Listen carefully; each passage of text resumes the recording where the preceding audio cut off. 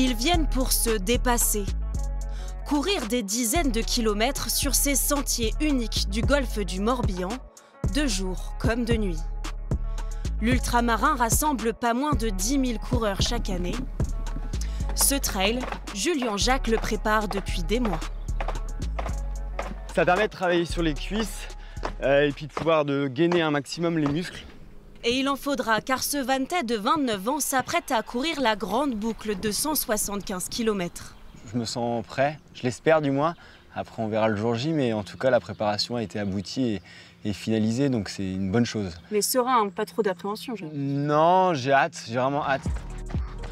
Le terrain de l'ultramarin, Julien le connaît bien.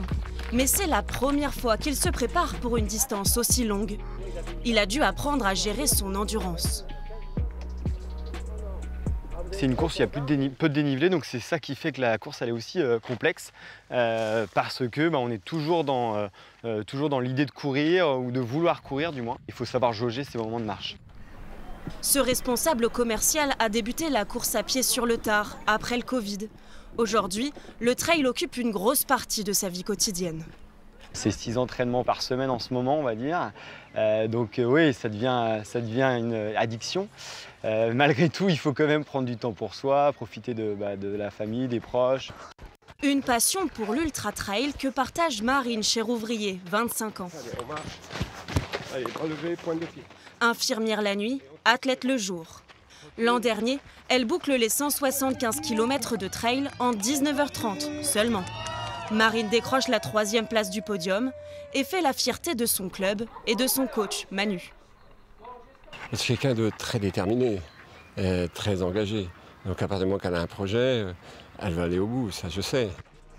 Et comme pour tout athlète qui se respecte, se préparer, c'est la clé du succès.